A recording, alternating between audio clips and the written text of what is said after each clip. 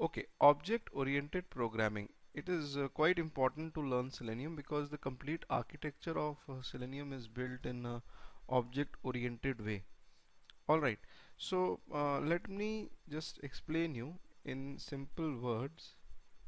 Right, I'll create a new Java project known as day 2,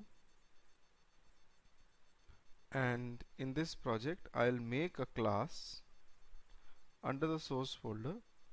I'll make a class known as uh, say a very simple class known as car. Okay, I don't have main method inside this car class. Okay, and in the car class I'm going to declare a variable known as int price and string name of the car. So these are the two properties of the car class, name and price. Now what I'm going to do is that I'm going to create the object of the car class. Okay, so I will create a new class known as test car, and inside this class I'll create the object of the car class. Now object of the car class is, hold on, is created just by writing new car. This class is executable. It's got the main function. Inside it I am creating the object of another car class which is there in the same project. Okay, I'm using that class. Now what do you mean by creation of the object? What happens in the memory? Okay, when you create the object of a class, in the memory the object is created and it will have both the properties name and price. Okay, alright. When in the program, like, you can decide, you can create multiple objects of the class. You can create 3 objects. Each object will have name and price property.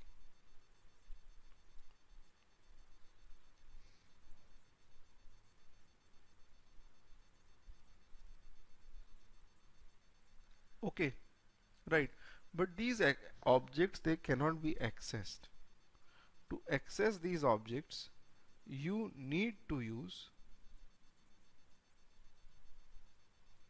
object reference. You need to write car C1 equals to new car C2 equals to new car C3 equals to new car. So what we did was we created, hold on, we created 3 objects. Okay, and every object had the property name and price.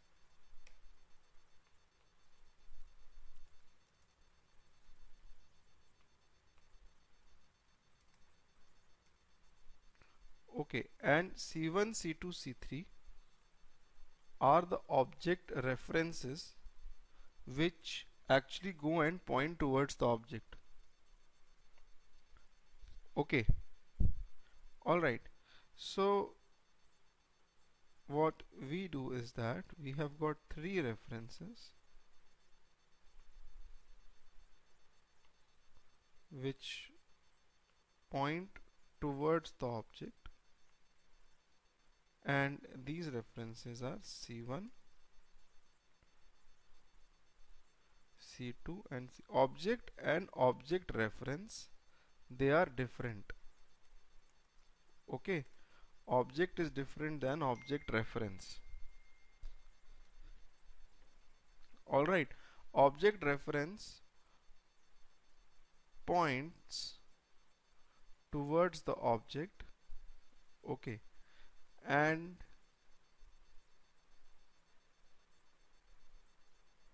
object reference can change the state of the object as well. Alright, for example, I can write over here, say c1 dot. If I write c1 dot, I will get both the properties name and price which were there in the object of the car class.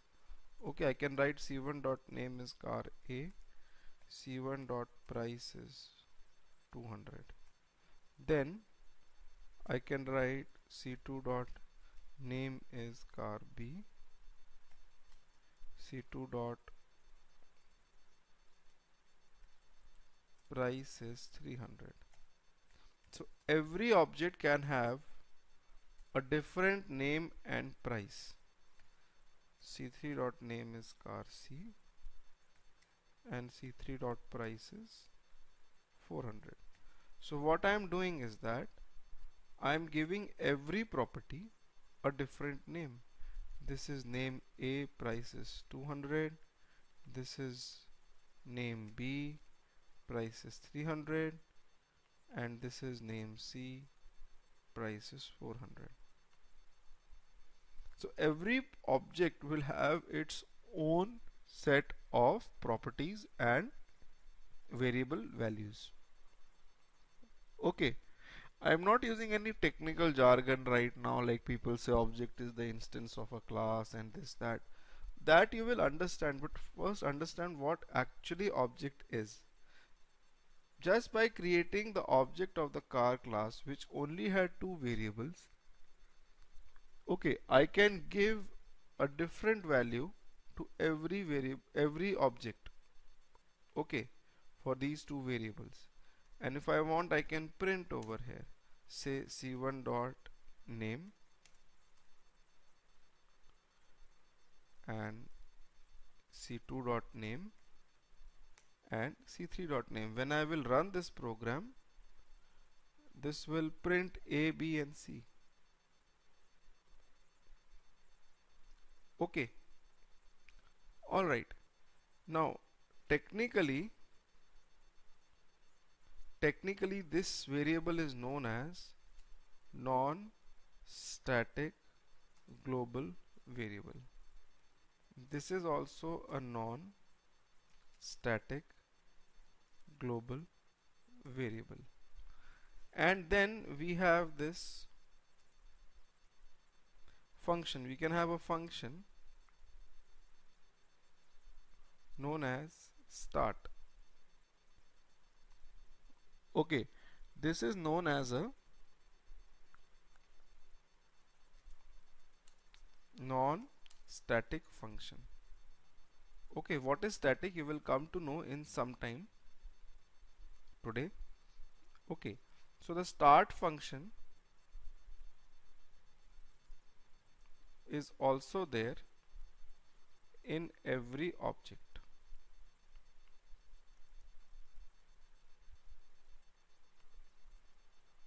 Okay, inside the start function I can write starting the car and the name of the car. This is concatenation. You can print the variable name along with the string. Okay, right. So this function can be accessed by all the three object reference. You can write c1 dot start, c2 dot start, c3 dot start. Only difference is that when c1 will call the start function, the name of c1 will be printed. Okay, when c1 is calling the start function, it will refer the name as A. When c2 is calling start, it will refer B, and for c3 it will refer C. Alright, so when I call this function, see, starting car A, B and C, the function name is same. It depends which object is calling it. It will correspondingly print the name. Okay, so how is the object of a class created? It's created like this, new car. But to access the object you need a reference, like car C equals to new car. I can also write car C equals to null. This means that C is a reference which is not pointing to any object. Okay, C is just hanging in the memory. Okay, pointing towards no object. Maybe in the next line I can make C point towards new car. Okay, so object is different, object reference is different. Object reference points towards the object. Alright, this fact can be explained in a very simple way. Out here I'm going to do something little different. I will write C1 equals to C2. The object reference C1 equals to C2. That means move C1 from here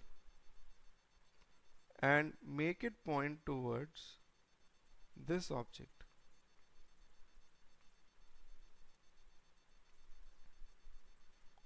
So now C1 is pointing towards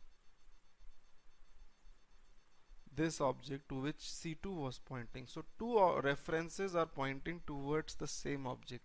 Multiple references can point towards the same object. Okay, and both can change the state. Now if I print C1.name, C2.name and C3.name, and if I run this, it will print in the output B and B. For both of them, for this also it is printing B, for this also it is printing B, and for this it is printing C. Because C1 and C2 now point towards the same object.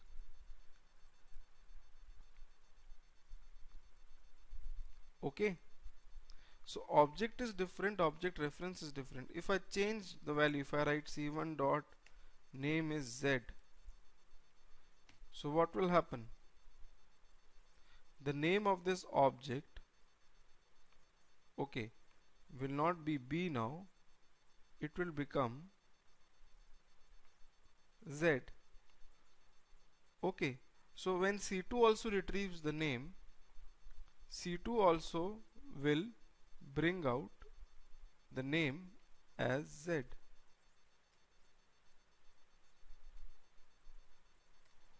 Okay, C2 dot name as Z. Sorry, C1 dot, I declare C1 dot name as Z, and if I again run this, see, for both C1 and C2 it will print the name as Z.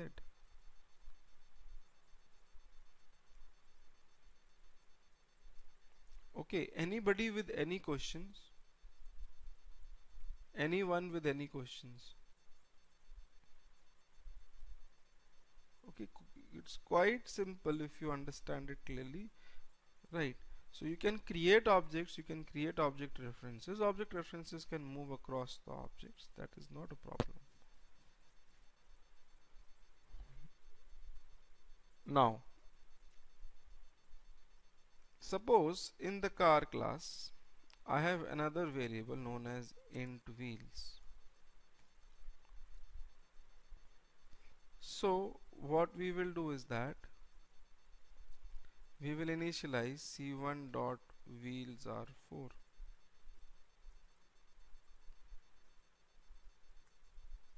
C2 dot wheels are 4, C3 dot wheels are 4. So wheels will go inside every object. Okay, but the problem out here is that the number of wheels for every class is 4 only for every object. No matter which car object we create, all the cars will be having 4 wheels.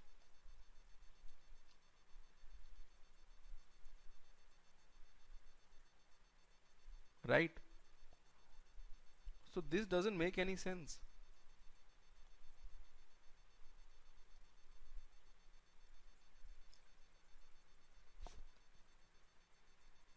You're getting my point? Why am I initializing the wheels separately for every object when all the objects by default will have 4 wheels?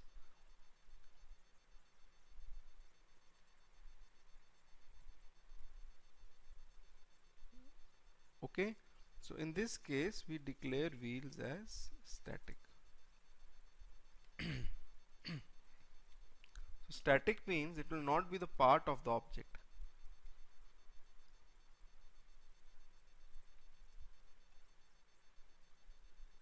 Hold on. If I declare wheel static, then wheels will lie somewhere in the memory location which will be common for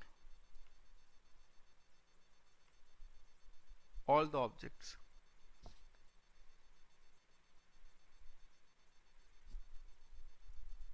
Okay, right? So static is not the part of the object. It is somewhere at a common location. So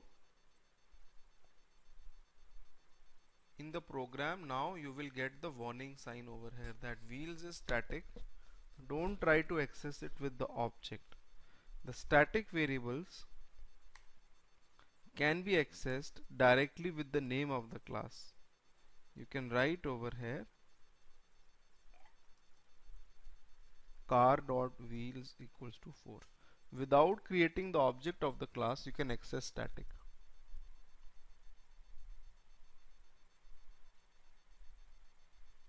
That's the biggest advantage. Okay, so this is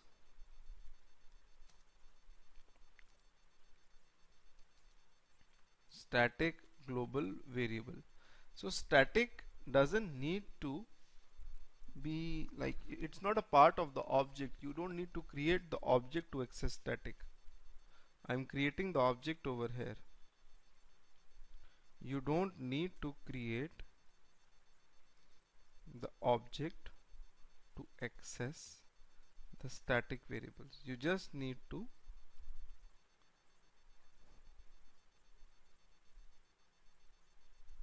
access them with the name of the class. Similarly, you can have static functions as well. And static will become common for all the objects. All the car objects will have 4 wheels. Okay, so this is static, this is non-static. For example, I can also have a static function.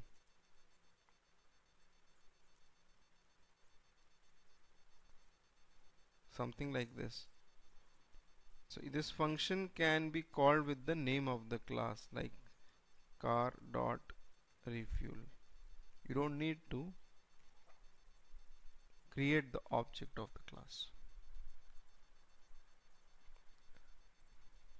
Okay, pretty simple, straightforward concept.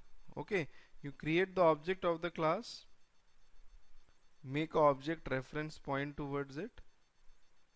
Okay, and then you initialize it. So there is a question being asked that why do we need static functions and variables? Well, as I told, some things are common for the complete object. I don't want to have wheels as non-static and then keep on initializing it to the same value. Okay, I don't want wheels to be non-static because I'll have to initialize it again and again for every object to the same value 4. So I made it static and I just wrote car.wheels equals to 4. Okay, right? If you have any questions, you can let me know. Now, how do we use objects in Selenium? Alright, in Selenium,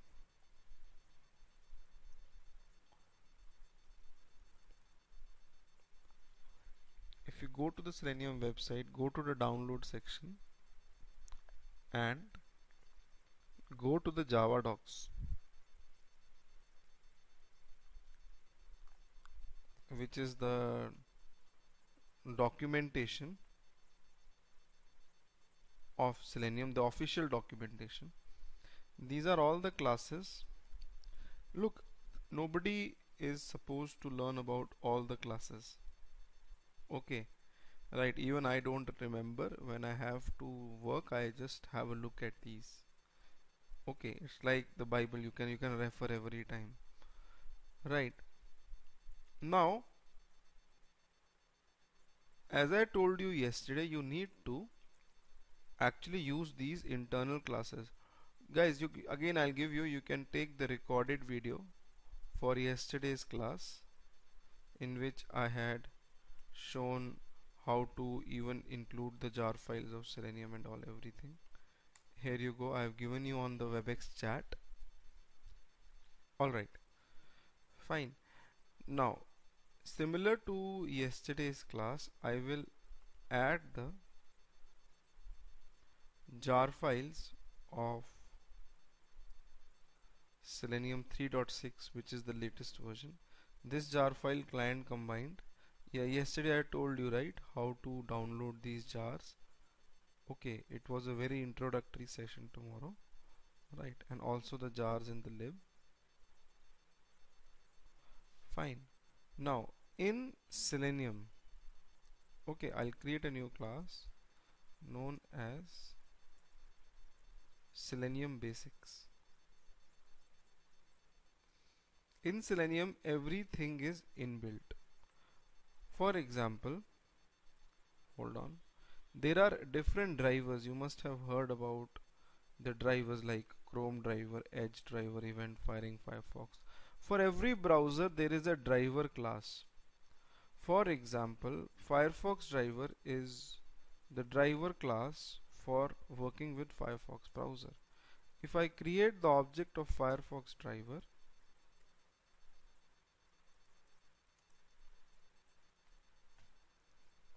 okay, and yes, for every project we need to add the jar files. The question was that for every project do we need to add the jar files? Yes, every project is different. You need to add the jar files. Okay, so I'll create the object of this Firefox driver class. This Firefox driver class is present in one of the jars over here. Okay, alright, and I will import Firefox driver. When I run this program, all of you will get this error. I created the object of Firefox driver in Selenium and executed. Illegal state exception, driver 2, this is exception will come. Whenever exception comes up, you don't have to be afraid, read it carefully. If you don't know what to do it, copy it and search on Google. You will get the answers. That's how you learn. Okay, that's how I also have learned. Everybody learns this way, we're searching on Google the error and all everything. Basically, this error or exception is coming up because I need to download an exe. If you scroll down, okay, under the download section, right, you scroll down, you will see the Mozilla Gecko driver over here with the version 0.18. You need to download this. Okay, click on 0.18 and download.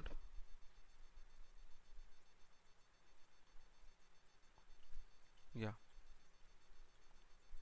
scroll down and download the Gecko driver for your OS. Okay, right, for Windows this will work, even for 32. Okay, and when you download it, in my PC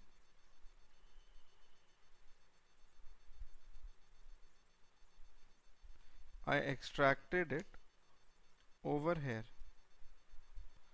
Gecko driver exe. Look, don't run this exe, it will give you nothing. Okay, copy the path and give the command over here, system dot set property WebDriver dot Gecko dot driver and the path to exe d drive common.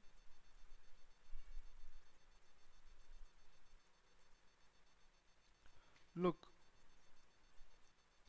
WebDriver dot Gecko dot driver, you have to write this in lowercase. Don't do any spelling mistake and don't use uppercase, it's mandatory.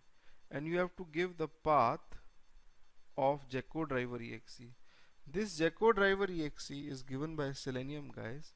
It helps you to work with Firefox using Selenium. In Selenium 2 it was not there. In Selenium 3 it is there.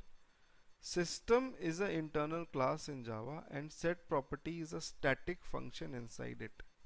So that is why you can call it directly with the class name. You don't need to create the object of the system class.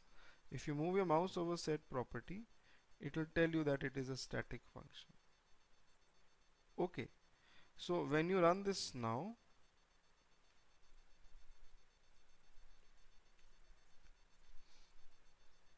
you'll get few logs over here. This is not error, this is log, and you will see that a blank Firefox window will open up. Okay, right, if I want to take this to any browser, I can do that. Inside the Firefox driver class there are lot of functions. Okay, there are lot of functions known as say Firefox driver.get, http say yahoo.com. Look, mentioning the protocol is very important. If I'm coming over to your questions, you can type them down. I'm coming over to them. If I just write like this, like we do in QTP or UFT, it works, but in Selenium it will not work. You have to write http yahoo.com. The get function will take you to that URL. When you run this program, you will be taken to yahoo.com.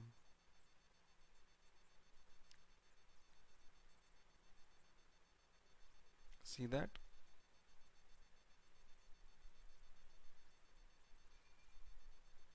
Right, now I'll close this. Okay, so there was a question being asked. Where is the WebEx? Just 1 minute. I can't see WebEx.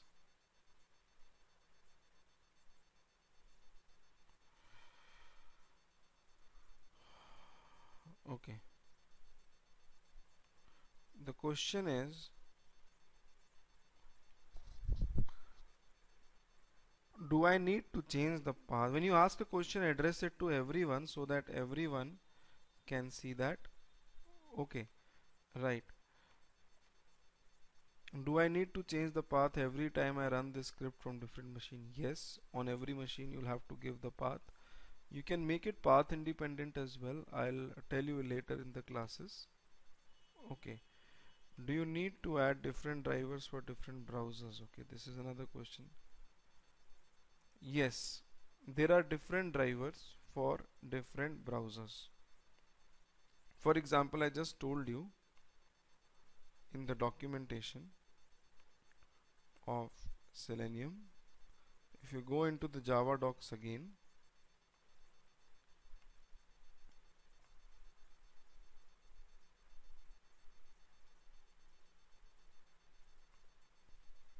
these are the different driver classes, all the drivers which we have in Selenium. For example, Chrome driver, it is used to work with Chrome. Right, hold on, I'll show you. I'll comment out Firefox driver.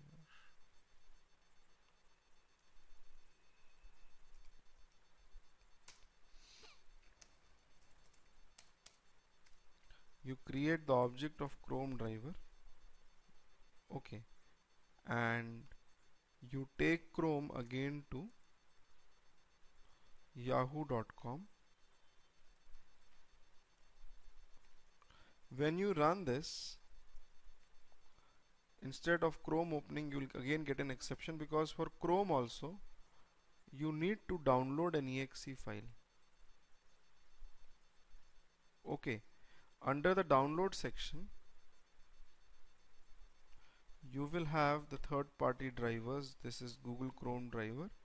Click on the version and download it for your machine. For Windows 64-bit or 32-bit, this is the one. Okay, for Mac OS, right, I have it over here, Chrome driver.exe.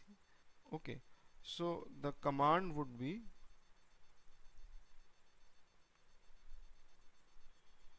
the same command which we used for Mozilla, only instead of WebDriver.GeckoDriver, it is WebDriver.Chrome.driver. Be very careful about what you are writing in uppercase, lowercase. It has to be in lowercase and the spellings have to be correct. Okay, and give the path of Chrome driver exe. And now when you run this, you created the object of Chrome driver and it will open the Chrome browser and take you to yahoo.com.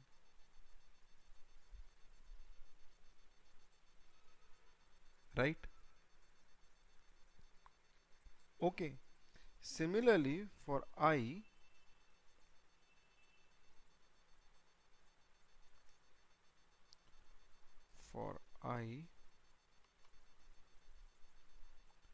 you have got I driver. Okay, you look at this Java doc, and for Internet Explorer you have got Internet Explorer driver. Alright, so guys, just 1 minute, I'll close my browser. Right, so in your code, look, in your code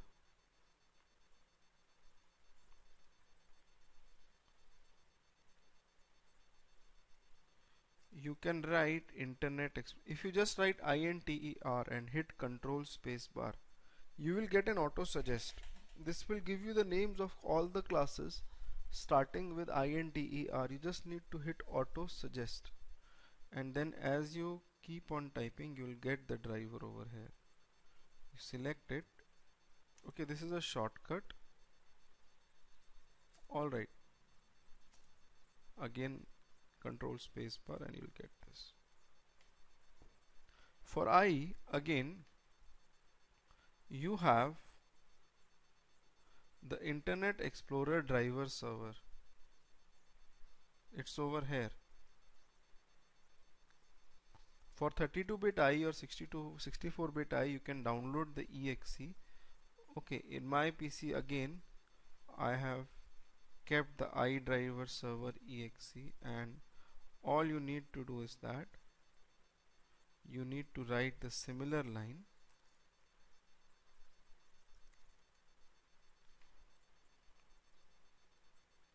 that webdriver.i.driver and iDriver server exe path. I don't have I right now, I have edge, so this will not work. And moreover, for I, you have to be careful about few things. First of all, make sure that the zoom level is 100% in I. If it is more or less than that, it will be a problem. Then you have to turn off protected mode in I. Just search on Google that how to turn off the protected mode in I, you will get the answer. Okay, Just go to Google and type how turn off protect. You'll get this, how to do it in the settings. You have to turn off the protected mode. Alright, now there are other drivers as well. For example, you have got edge driver for edge, event firing WebDriver. This is not used that much these days. Earlier it was used. It helps you to perform complex user actions like moving mouse and all everything. Okay, right. Opera driver is not stable. It is for Opera. It gives lot of issues. All right. Remote WebDriver we will study when we study GRID. Remote WebDriver is used in GRID when we are running the test cases parallelly across different machines. Okay, and Safari driver, again, it is not stable. Simple things don't work.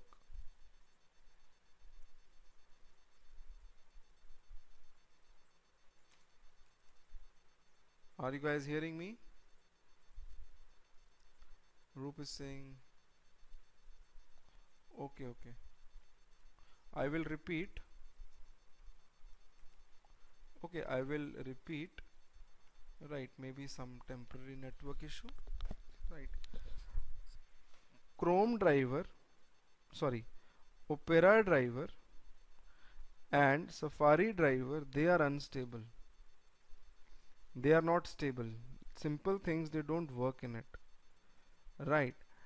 Remote WebDriver is used in case of Selenium GRID. When we will see Selenium GRID running the test cases parallelly, we'll use remote WebDriver. And event firing WebDriver is not used that much these days. This is because there are other classes which have come up. It used to be used to fire complex user actions or gestures like moving mouse and all that stuff, dragging, dropping. But there are good things which have come up now. Alright, fine. Now you can also do one thing. Instead of going to Java docs from the Selenium website, you can import the Java docs from the Selenium website into Eclipse. Okay, you can import this documentation in Eclipse. To do that, click on this Java doc link and copy this path. I am recording the session, so don't worry, I'll give you the recordings as well. Okay, so you copy this path and go to your project properties. Go to Java build path and find the main jar file of Selenium.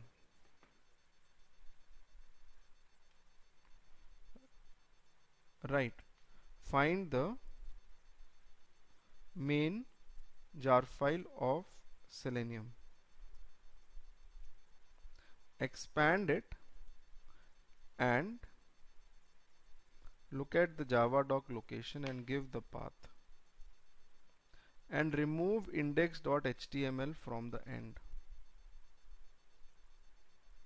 Click on OK, click on OK, and then you write i.get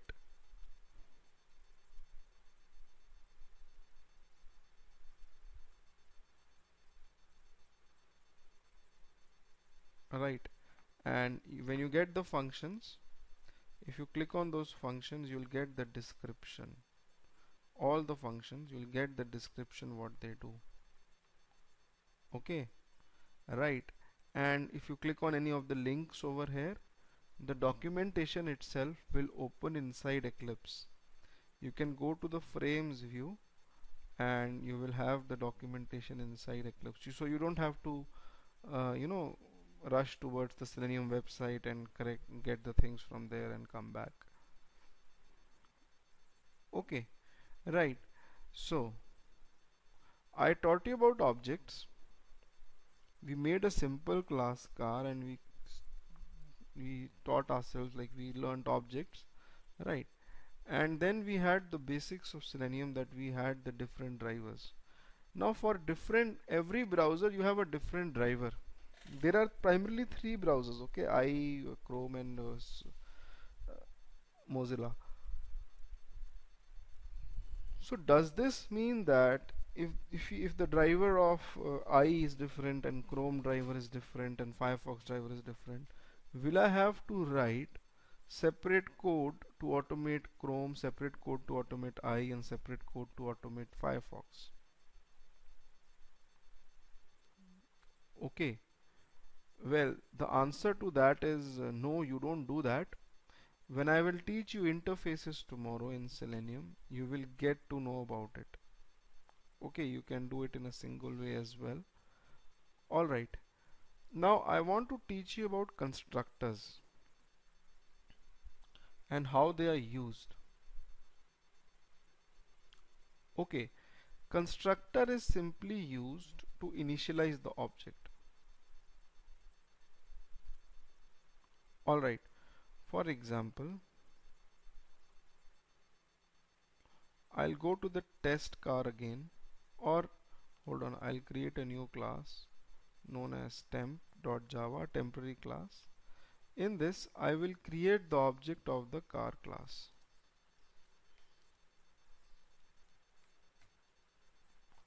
Okay, and I will initialize it. Car dot name is say A, and car dot price is 300. Now I'm just creating one object of this class and initializing two properties, name and price. What if I had over 20 non-static properties for the class car? For example, um, height, length, weight, all those properties. Okay, will I be initializing the object of the car class like this with all the 20 properties?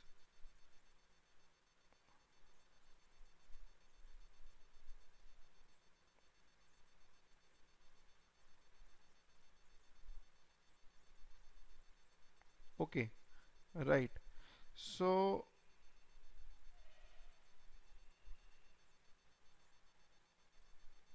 out here you don't do like this, and this is just one object you have created. If you are creating 10 objects, then for all the 10 objects you will initialize all the properties. So we use constructor over here. We use constructor out here.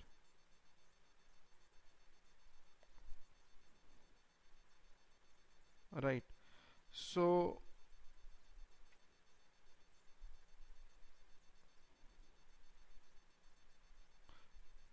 what is a constructor? Okay, it will help you to initialize the object in a very simple way. That is, in the car class I'll first declare a no argument constructor, public car. The name of the constructor, it's not a function, it's a constructor. What does it do? It will be clear to you in some time. The name of the constructor has to be same as the name of the class. Okay, I'll just print that in default constructor, and it's got no return type, nothing. When I will run my temp.java,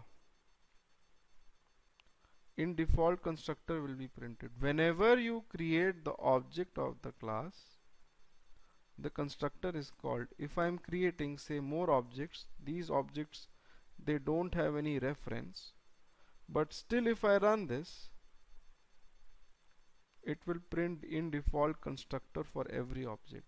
So a constructor is something which is called when you are creating the object of the class. Okay, alright. So I can have a constructor with few arguments, for example public car,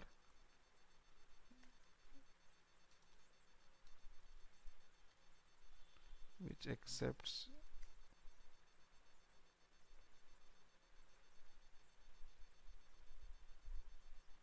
right name and price. Guys, I request you to please keep your mic on mute. Okay, so Now when I create the object, I can send the name and the price inside the constructor. So inside the constructor I can write name equals to n,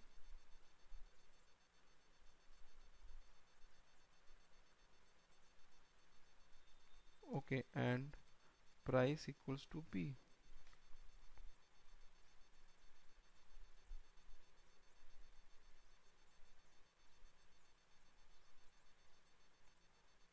Okay, right. So you can initialize the name and the price of the object inside the constructor. So when you run this code, for C1 Z and 300 will go and it will be initialized. So you can write C1 dot name system dot out dot println and C1 dot price. So you don't have to write individual lines to initialize the object the way you were doing over here. Okay, so this is the use of constructor. In Selenium also, like for example, we had uh, sorry, we had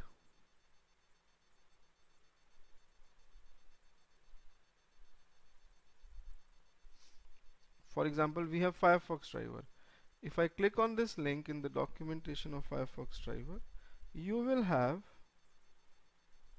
the constructor summary. These are the different constructors of Firefox driver.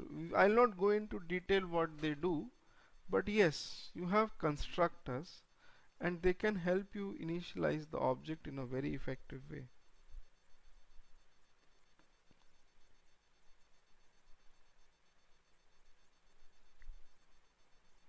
Right. So anyone with any questions? I'll stop here for today. Okay.